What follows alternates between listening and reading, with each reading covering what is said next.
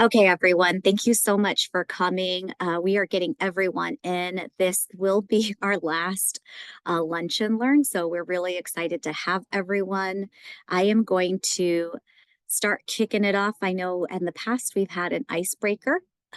We've got a lot to go through today, so I won't have an icebreaker opportunity, but I would love for you all to just put in the chat what school you're from and maybe one thing you're looking forward to in the next couple months, and maybe not the fast. Let's keep that at bay. But this is our quick agenda. I'm going to go through some announcements. We'll have Julie and Roxanne from ABOR quickly give some updates on Decision Day and some of the FAFSA updates. So I'm going to start off a little slow because I know we have a lot of people coming in still. But yeah, would love to see where you all are coming from. I know I will be sending an email out to everyone who's RSVP'd, and you will get the recording and the slide deck, which will have links and all the QR codes that we've put in to our presentation. Our special speakers today will be Andrea Glenn and Emily Brown from Arizona Department of Ed, and they'll be talking about ECAP. So we're really excited to have them. This is the first time we've gone through ECAP in our lunch and learn session. So we're really excited to learn this. So I will move on to my first announcement. We do have a FAFSA Innovative Player Award. We are wanting people to submit, and these are, if you're working with the high school, if you yourself are partnered with the high school and you see a lot of great work happening in regards to, prompting students to start the FAFSA, just the awareness, definitely recommend yourself or the partner school that you work with. So you can get the QR code right here, and you can also do nominations through our nomination form. Both will take you to the nomination form. The beauty of this is we'll have three high school winners, and within those high schools, we are partnered with Arizona FAFSA Challenge in this. So there will be some really great collaboration with Arizona FAFSA Challenge to get, what you're doing at your schools, but then there'll also be a specific scholarship. This year will be in the form of a laptop to be run at your school. So that's some of the basic information, and I can provide more in the follow-up email that we have, but we definitely want to have those nominations come through. We will be selecting a winner on the 5th of April. Winners. The next thing is we are doing some Benji updates. We do want our partner schools. If you have an event coming up, feel free to submit a nudge. We are putting together our April and May messaging, so we want to make sure we're aware of everything coming up over the next 8 weeks so we can get them on our list of messages to send out students. If you didn't know already, I do work with the Ask Benji project, so we are getting some of our events all coordinated and our messages set up so we can get the appropriate information out to students in a timely manner. So if you have something coming up, feel free to let us know. And then finally, there will be a free FAFSA workshop for those who can make it to this location. Dr. Murphy has been doing a great work with our attainment part of Education Forward and has done this collaboration with Capital One and NCAN, and the Benji team has been participating with these free FAFSA workshops happening on a Saturday. They go from 10 to 2. The next one is April 13th, and it'll be at the Fashion Square Mall. We're close to the Apple Store. So if you're in the area or you have students who would need help, this is a great event to send them to. We will be there to help them with all the different points that we are pointing to right here. And then if Dr. Murphy is here, I will let her talk about NCAN. But if not, I will talk about NCAN really quick. A reminder to join the Arizona College Attainment Network or Access Network. I will send this out. There is a class starting on April 3rd about FAFSA step-by-step courses, so definitely check that out. You can look at all the different things that are going to be planned for the summer that Dr. Murphy has put a lot of work into, so definitely take a look at that when you get a moment. And if you haven't joined the AZCAN professional group, feel free to do that and get access to some really cool trainings and really good information that comes along. And just a second. There is a FAFSA TikTok challenge that is being done with the FAFSA Coalition, Benji will be posting this so to get students involved in that way. We haven't posted it yet, but it is kicking off on April 8th for senior students and it will end on May 6th. I will include this in the slide deck, it gives you the rules, and it will be a TikTok challenge and an Instagram challenge, and there'll be winners in each category, first place being a grand prize, and then second and third place. It is a great way to incentivize students to get creative and to also take the opportunity to talk about why they're filling up the FAFSA, and hopefully that creates more of a positive outlook when it comes to the FAFSA this year and to encourage other students to complete their FAFSA as well. Perfect. And Julie, if you're here, I will kick it over to you. Awesome. Thanks, Graciela. Appreciate it. Hello, everyone. Wanted to provide everyone with some FAFSA updates since there's been a lot of information coming down the pipeline in the recent weeks. So just so that everyone knows, the Pell Grant amount has been set for the 2024-2025 school year. It is the same amount as what students received this year, $7,395. It has not increased. So just keep in mind when you are chatting with students and they are full Pell eligible, that is the amount that will show on their award letter. The other thing is that federal student aid recently announced that students will be able to make corrections to their FAFSA in mid-April. So if you have any students that need to make corrections to their application and have been waiting for that, please communicate that in mid-April. That will be the time that a notification will be sent out so they can go ahead and make those corrections to their form. The other update, which many of you have probably seen already, is that contributors without a social security number can now fill out their portion of the FAFSA. There are kind of two caveats with that. One is that they'll have to manually input their information in the FAFSA, so it won't transfer any tax information or their name, email address, phone number, anything of that sort. So they'll have to manually input all that information on the form since it won't be automatically transferred over. The other thing is that their personal information on the FAFSA form must match exactly to what they input when they created their FSA ID. Otherwise, the system won't match and there'll be issues with them submitting. But overall, that is really great news that they're able to actually contribute to the form now, even though those two issues are still prevalent. Federal student aid has said that they're working to fix those two issues. That way there's no issues with them actually submitting the form. Another one is with FSA ID creation. Contributors who do not have a social security number and are unable to be verified through TransUnion will automatically be sent a case number. So in the past, they would have to call on the hotline or do some type of chat or send an email to request a case number. Now they'll be automatically sent a case number through their email. So just know that that's an automated process now. The other update is with Arizona College Connect. So as many of you know, Arizona College Connect provides high school counselors with access to your student level FAFSA data. We have been eagerly waiting for the FAFSA data to come in. We've gotten some test files, but we actually don't have enough to populate the system. In a lot of the test files, a lot of the data is not for high school seniors, it's for continuing students or for adult population for students. So we are waiting to get more data. We get more data every week. They kind of come in flows. Sometimes it's very little files of maybe 20 students, and sometimes it's a little larger than that. So we will be sending out a communication in the next week or so, letting you know if your school has any records that you can follow up with students on, since they are coming in sporadically. So just keep in mind, we're waiting to get that information from federal student aid. That way we can ramp things up and send you this information needed. On the next slide, I did want to go ahead and share just where we're at with FAFSA submissions. So currently about a little over 32% of high school seniors are completing the FAFSA form nationwide. If we look at Arizona, we're at 21.4%, which actually ranks us 49th in FAFSA completion. So we're definitely at the low end there with FAFSA completions compared to other states. Currently, we've had a little over 21,000 high school seniors submit the form. Last year at this time, we had a little over 32,000. So we are down about 841 FAFSAs, 43 FAFSAs, which takes us to a change of down about close to 34% compared to last year. So in efforts to increase FAFSA completion, and knowing that this is a really important application and knowing that there's been tons of challenges happening, preventing students from completing the form.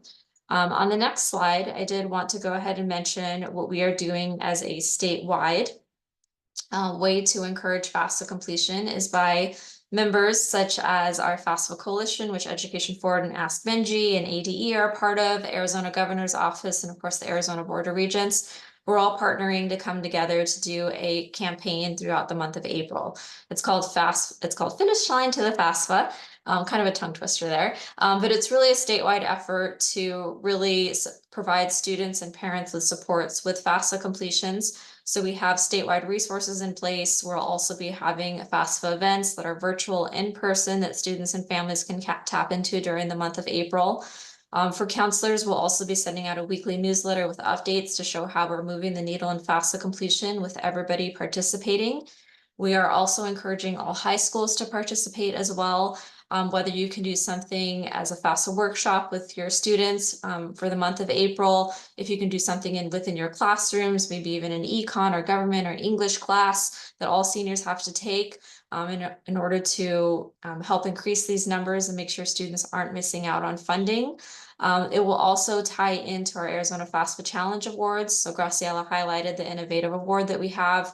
We also have end of the year awards that we give out to schools with the highest FAFSA completion rate and most improved. So as part of those weekly newsletters, you'll see who's running in the rankings for those awards. And then everything will be posted on College Ready AZ/FAFSA. So if you need any additional supports that are happening with students, just know that it will all be there. We'll send out a letter to all high schools, administrators, and districts on April 1st when this kicks off. So feel free to please reach out to us if there's any way that we can support a FAFSA event that you're having for your district, for your high school, or if there's any way that we can support your students in these efforts. So with that, that's kind of all the information that we have. So I'll go ahead and hand it back over to Graciela. Yeah, thank you so much for popping in and giving us an update. That's so helpful. Once again, I will include these slides and everything once we get the recording completed, and you will be able to take a look at all these FAFSA updates that we've just went through. I am going to kick it over to Roxanne next, right after I talk about the Elf Day celebration. Feel free to take a look at this. If you are part of a school, hopefully you already got an email to be invited to this event. It's happening on April 8th, so definitely take a look. I have the link here where you can actually go in and apply and get set up to have your students come to this college fair, this really, really cool celebration for students in the state of Arizona.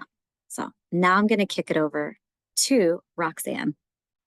Awesome, thanks. And I thought I would start by having us, as we talk about Arizona Decision Day, and Graciela, thanks for sharing about the celebration that's coming up on April 8th. I thought I would have us all take a step back, not too far back, because we're just talking about our senior year of high school. And I know that wasn't too long ago for all of us. I'm not sure why I keep receiving emails to celebrate my 20-year high school graduation.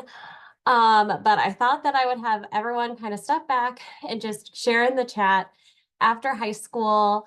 What were your plans? Did you attend college? If so, where? Did you begin your career? What did you do after high school as we think about what students are kind of thinking about right now? So feel free to type in a chat or unmute yourself and share about what you did right after high school.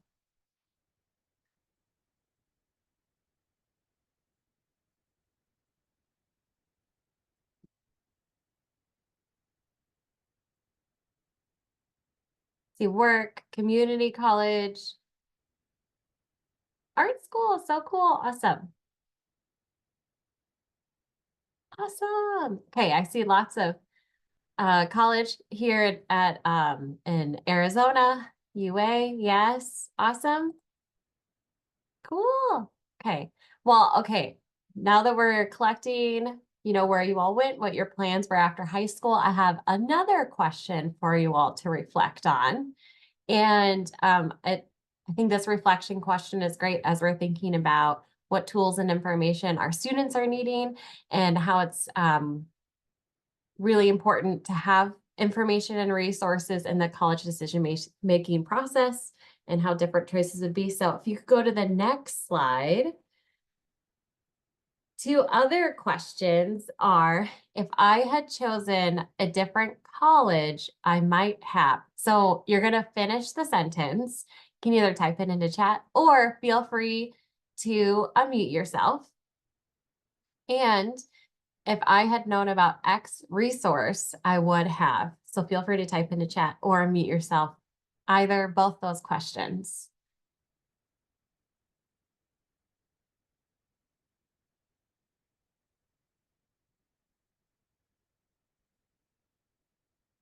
Ooh, Rosie, love what you shared. Started at community college. Love that. I know if I had known about dual enrollment as a resource, I would have definitely taken some dual enrollment courses. My school really pushed AP. And so I didn't know the benefits of dual enrollment and really wish that I would have. Nice. See some different colleges, different college paths. Oh, Andrea, more applied to more than one. Okay, I loved what you all are sharing here. Yeah. All this information just really shows how different choices based on information and resources can really lead to different pathways, right? Okay, I have one more question, Graciela. I know I'm pushing up on time, but my last question, and I think this is what really resonates with all of you here today. If you could share one dream you have for your students' future success in making their college and career decisions, what would that dream be? You can type it into chat too. Ooh, retire early. Nice. Debt-free, yes.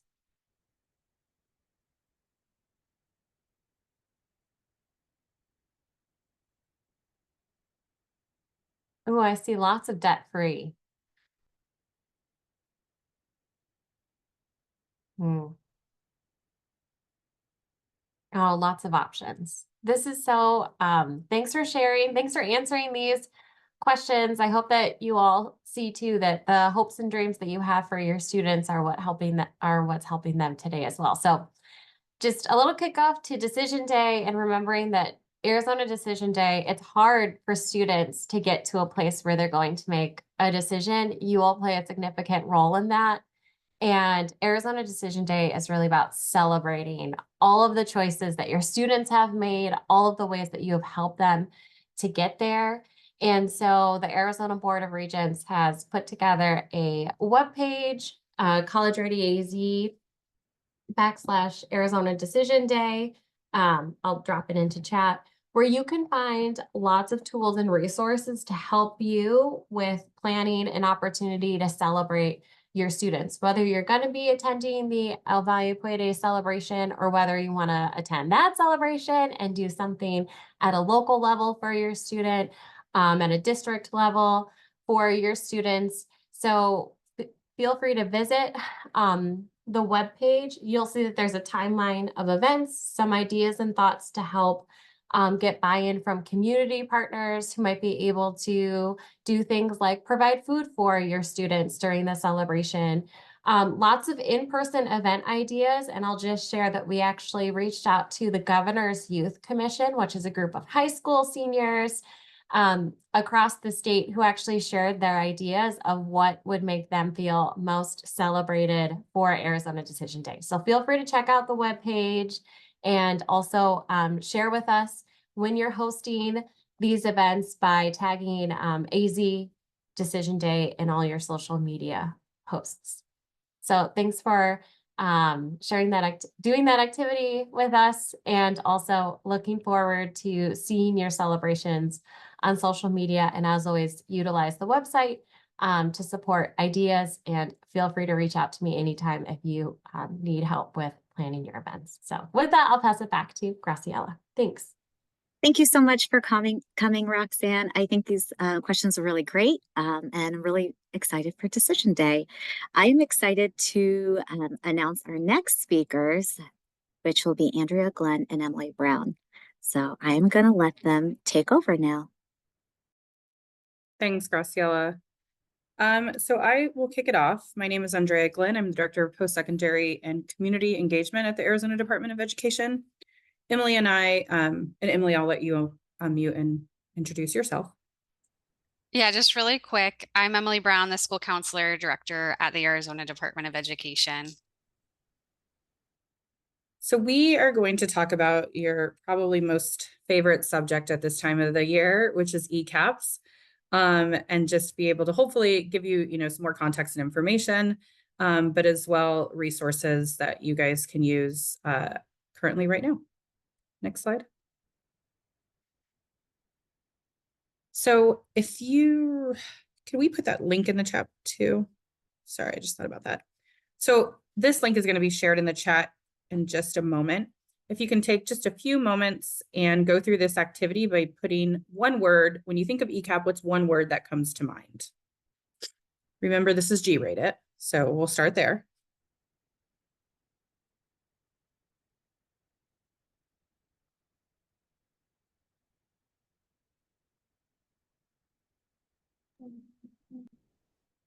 Thanks, Emily.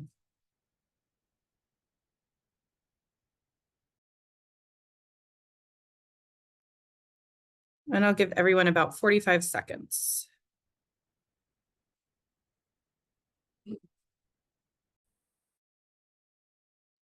So we're getting some great responses so far. Communication, find your passion, exploration, future, goals, academic progress. And we're going to use all of these words to create a word cloud, and we will send that in our follow-up email that you'll be receiving after this presentation. Accountability, pathway, goals. Awesome. Thank you guys for sharing that. It really gives us some context to our presentation today to keep those words in mind when we think about ECAPs. So I'll turn it back over to Andrea. She's going to go through a little bit about what ECAPs are. Thank you. So these next two slides, we just wanted to share with you some resources that you guys can peruse at your own when you get access to this slide. So we'll click through to the next one, Graciela. And then we'll go to the next one. So what is ECAP? So ECAP, as you guys know, is an ongoing process that is truly meant to be individualized for that student to help connect them towards their post-secondary pathways. So what does life look like for them after they leave high school? The ECAP process does result, as you guys know, in a student portfolio. And that portfolio and that process is connected to the 4 attributes that we'll go over here in just a moment, but it should be reviewed and updated at a minimum annually. And so we want to ensure that, that student is not only working with you as a counselor or college and career advisor, but with their parents and all who are involved to go over and see, again, what does that plan look like for them? Are there any updates that need to be made as they transition to that next grade level? Next slide.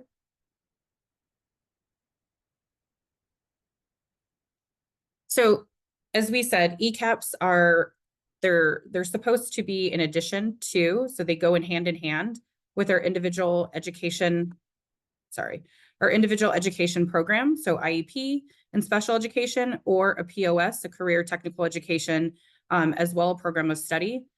This is a process that really is supposed to encompass the whole school effort. So students are able to, in whatever pathway that they're thinking, be it 1, 2, 4 military, be a process that supports that. And a student, at any level should have access to this ECAP process. We don't want to leave a student out, but it's not supposed to, so an IEP or their CTE program of study is not supposed to replace the ECAP. So it's really important that those complement each other and that they don't, replace or supplant one or the other. So there's 4 attributes that you guys are probably already aware of to ECAP. First one being academic. So when that student is sitting down with you and you're thinking of planning their coursework for the year, you're taking into mind what some of their, assets are, what some of their likes are, what they're maybe passionate about as they're thinking some of those extracurricular coursework that they might want to think about taking, in addition to obviously the mandated courses that might be prescribed by your school. They're documenting their post-secondary goals. And so what that could look like, again, be it 1, 2, 4 military. And then they are also recording through that time what some of the academic achievements and awards are that they're receiving throughout the process. So we want to celebrate those milestones, celebrate that student when they, might, get all A's that particular semester. Maybe they made the dean's list if you guys do that at your school. Maybe they've received some type of special award at an award ceremony, taking time and that moment to reflect and celebrate on those different awards that they receive. And then as we go into career, sorry, go back a slide.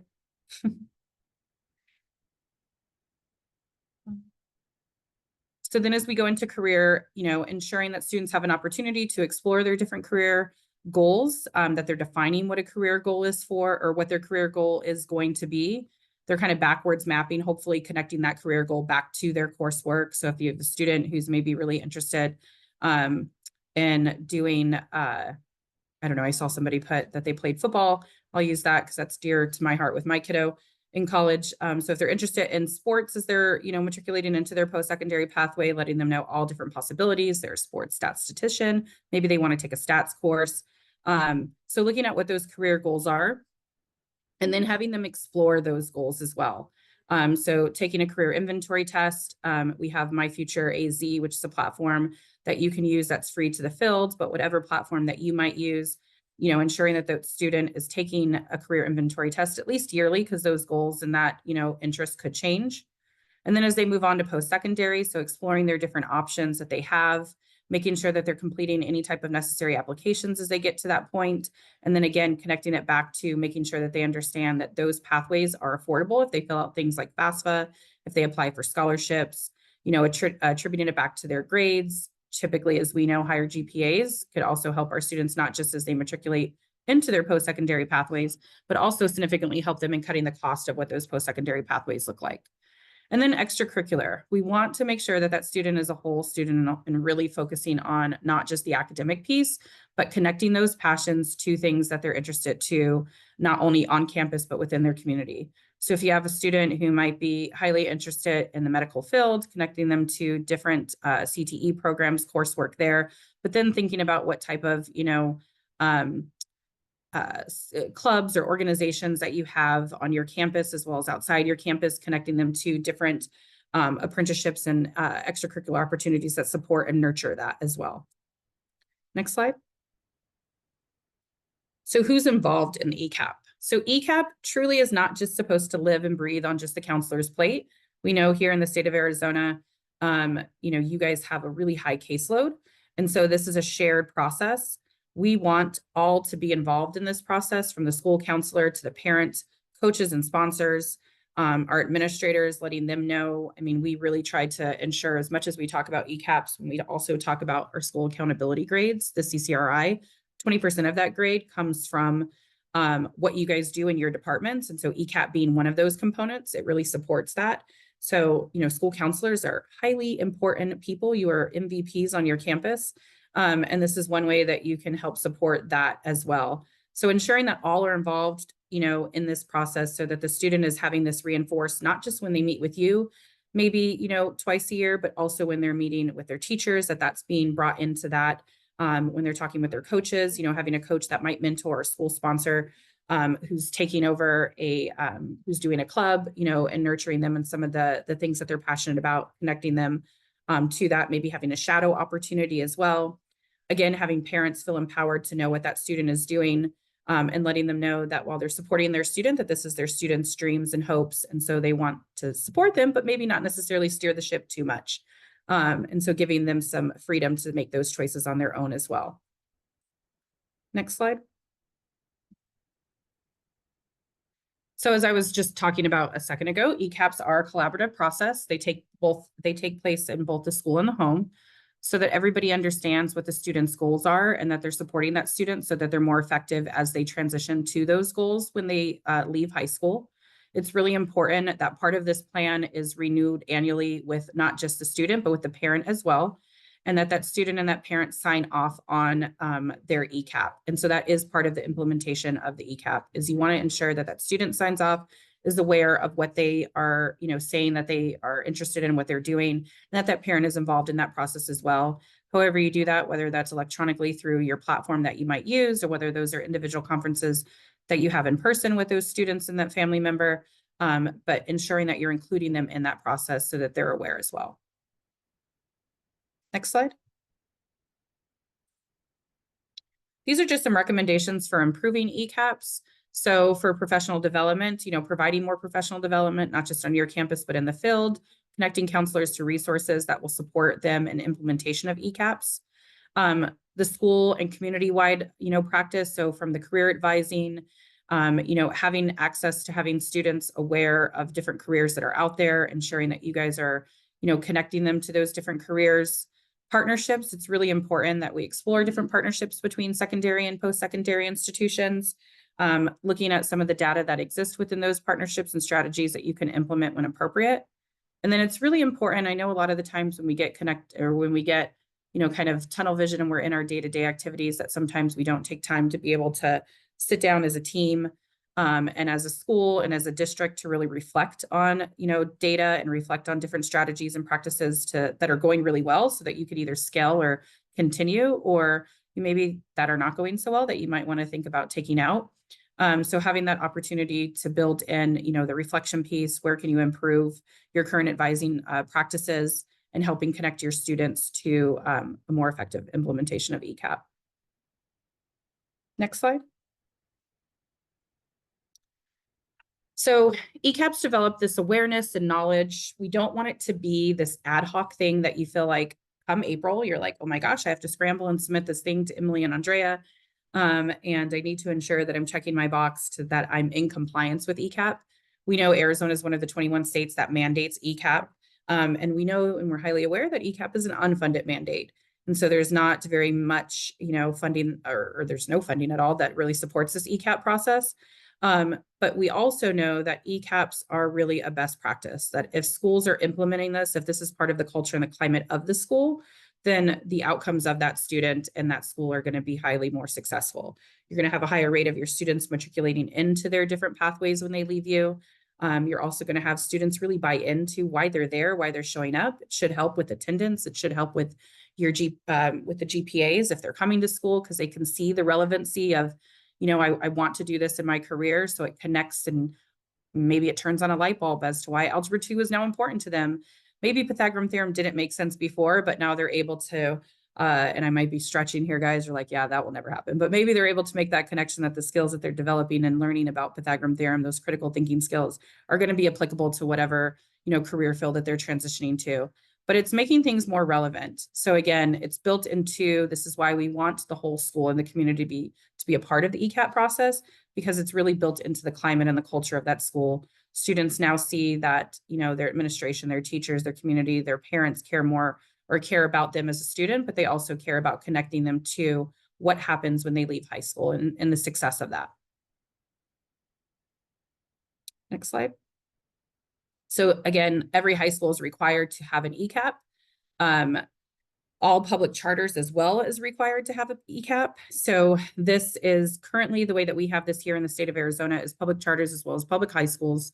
9th through 12th grade have to complete an ECAP and submit those ECAP portfolios as well as implementation plans to the Department of Education. Right now, we do not have ECAP implementation or mandated for our middle school, but we also know that the earlier we can get students connected to ECAP and understanding what ECAP is, and not ECAP as the word, but ECAP is, again, just part of the culture and the climate, connecting students to their passions and life after high school, then the more successful that student is going to be in their day-to-day activities on campus. How do I determine if my ECAP is complete? So again, this is an individual plan for students. So there's not one checklist that a student is filling out. And what, student A's, ECAP might look like versus what student B's ECAP might look like, again, is going to look vastly different. So it's really important to note that ECAPs don't have a checklist. It's not a part of that process. Every school should have an action plan that's catered to that student and that serves that student in that school. That process is going to be driven by that student with the support of those adults that are around them through that process. Next slide. So we're gonna just quickly, if you can pop in the chat, we're gonna test your knowledge. Promise you this is pretty easy because you guys are all superstars. So we'll go with the first one. Just let me know in the chat, yes or no. Is this an ECAP activity?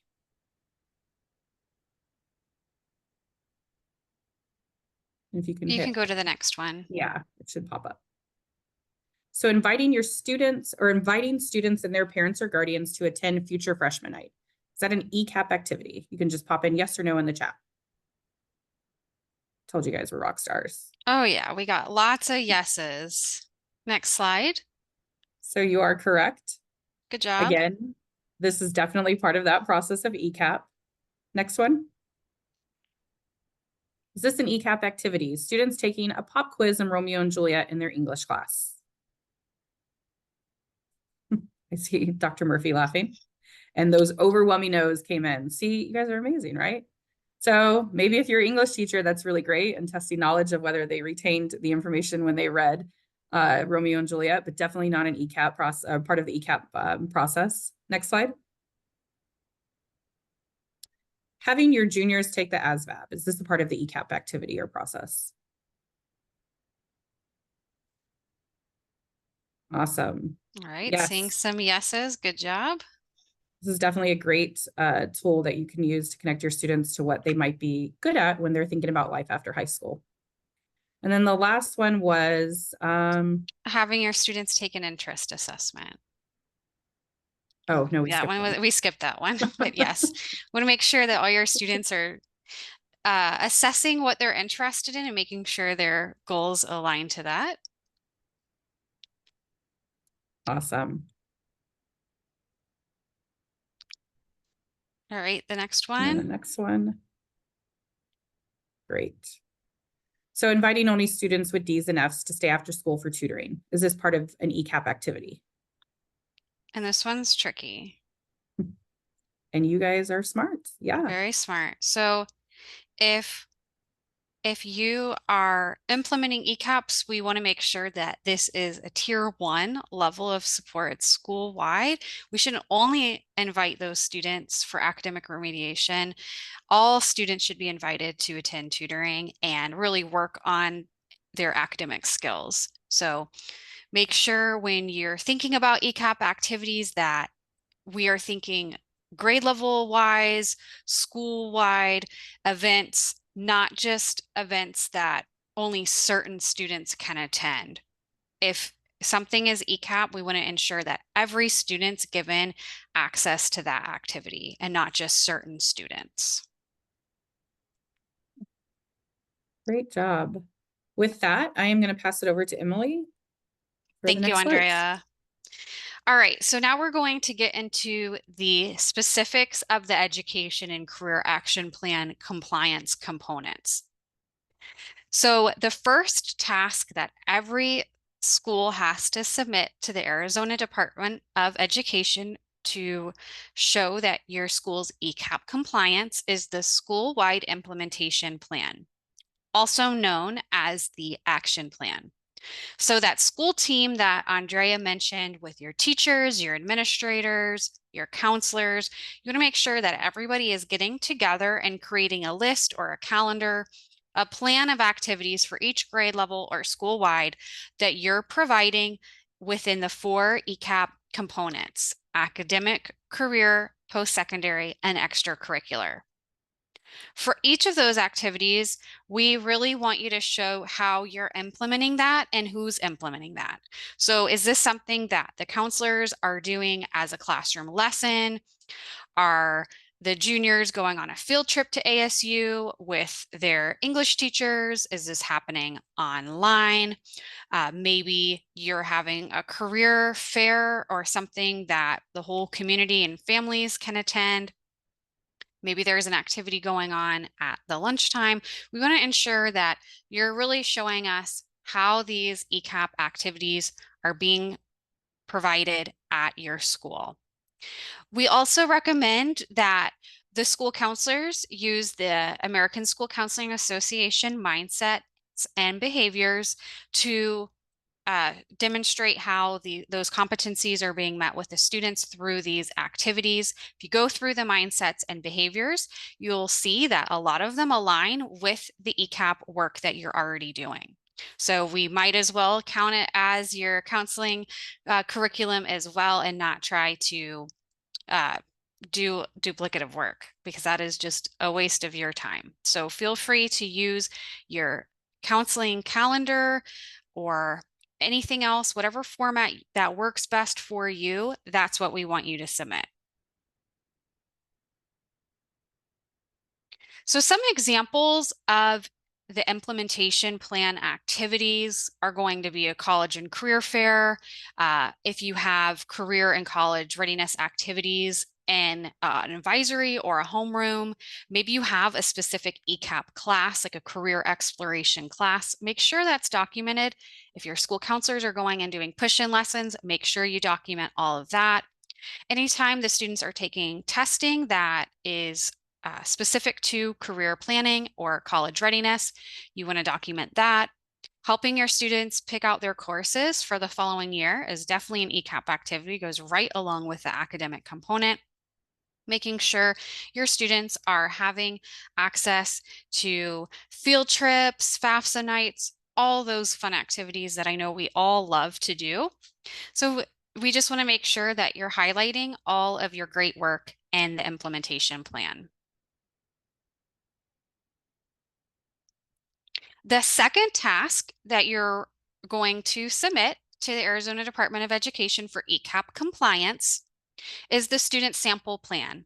And this is the student's ECAP, their portfolio, their actual ECAP. This is only required for schools that are not using My Future AZ. So if your school is onboarded in My Future AZ, your students are set up, they are engaged in the platform, then you don't need to do this. Only if you're using a different platform or no platform do you have to submit this plan. So for the student sample plan, we want you to include anything that's going to highlight that student's work in the 4 ECAP components. So for academics, you can include any of their academic achievements, their course planner. For post-secondary, make sure you have a list of their top colleges or post-secondary education options. If they've completed the FAFSA, maybe you take a screenshot that they've completed their FAFSA. You might include their resume, their defined career goals, as well as any documentation in extracurricular activities. That's really important that you don't forget that component. And if you have a platform that has a summary print sheet, you can feel free to save that as a PDF and upload that. I know some of the platforms that you pay for have that feature. We are releasing that feature for My Future AZ in the next month, so that should be done before ECAPs are due. And if you are submitting the student sample plan, make sure that all of the students' personal information is removed. I'm not able to see their name, date of birth, their address, anything like that. Make sure that you redact that before you submit it. So here are some examples of what the student sample plan might include. A lot of these I already highlighted, just making sure that the students are documenting these plans and their awards and achievements. Maybe you have them tracking their community service hours. All of that over the 4 years will go into that student sample plan. So here's the fun part. We know you all are doing great work, and we love to review your plans and see everything that you're doing.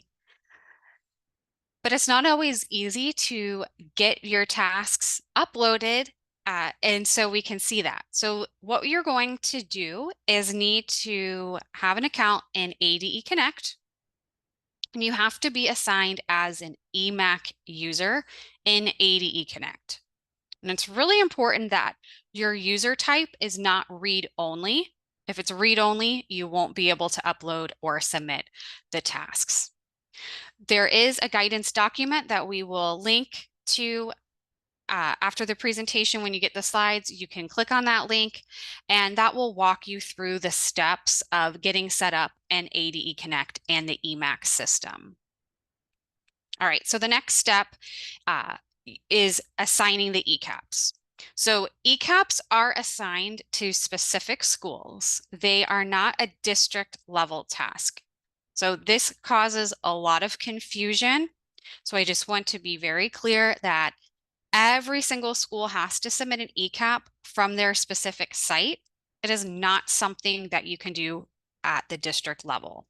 So you're going to have to assign the monitoring cycle in order to upload the two tasks. So I'm going to show you some screenshots in EMAC so you can see what it should look like.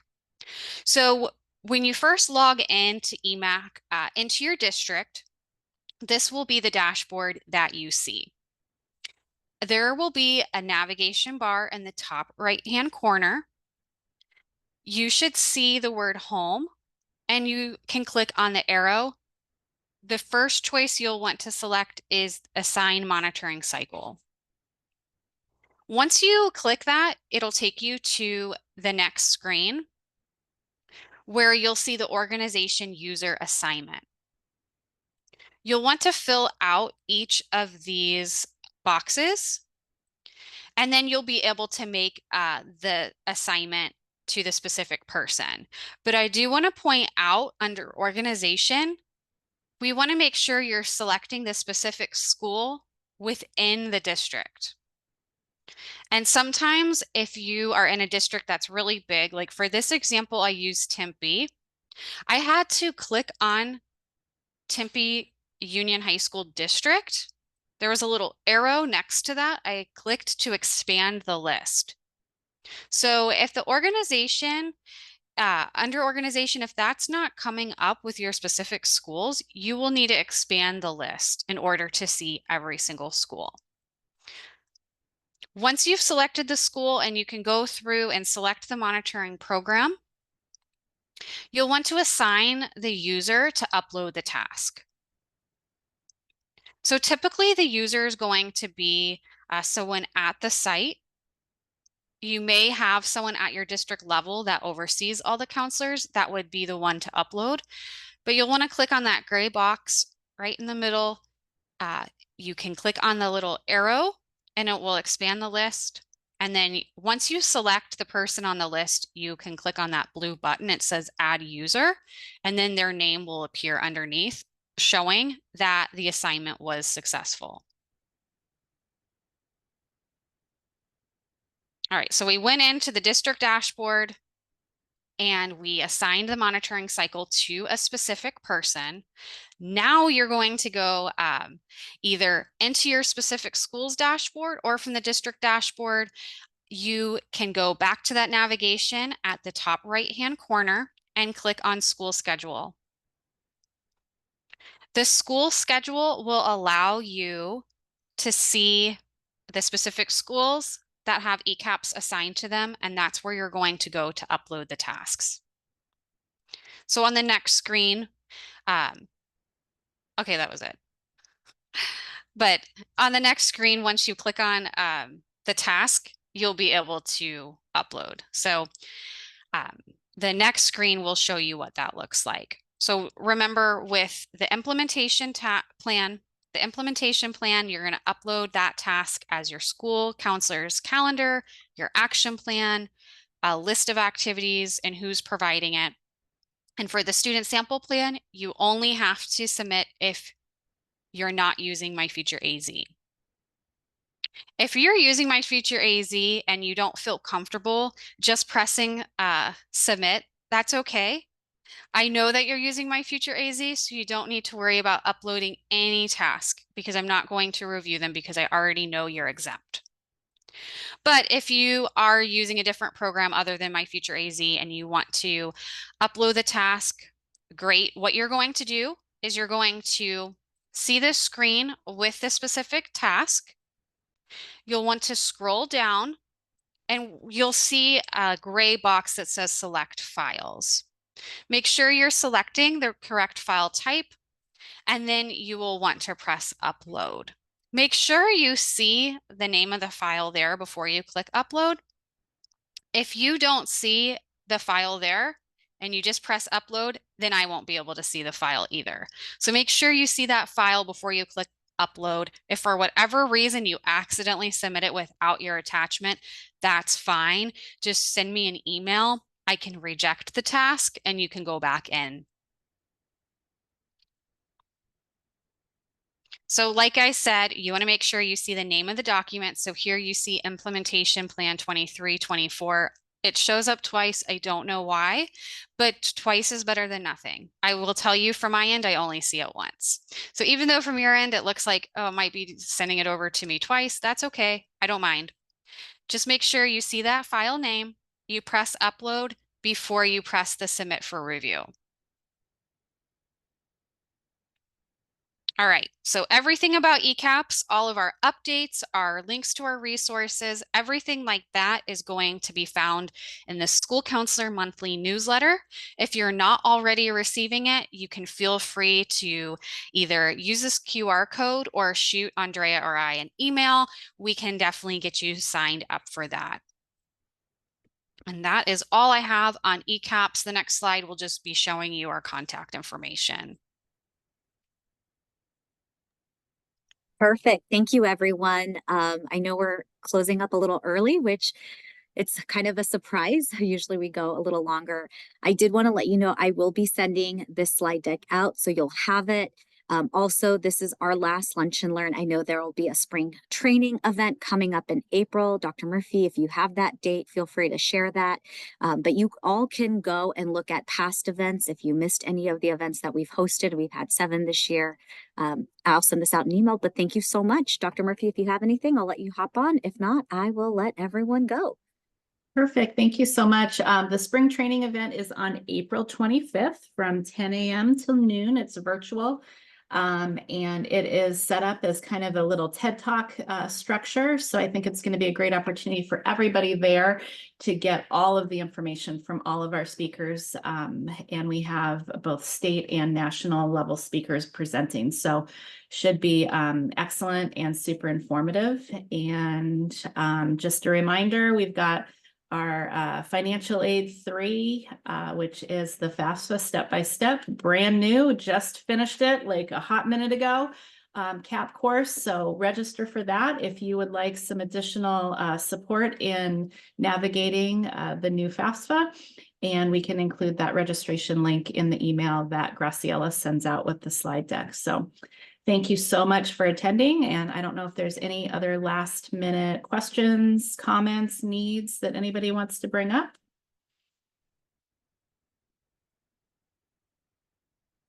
All right, well, thank you so much. Enjoy Thank your you. day. You have a great day, everyone. Bye.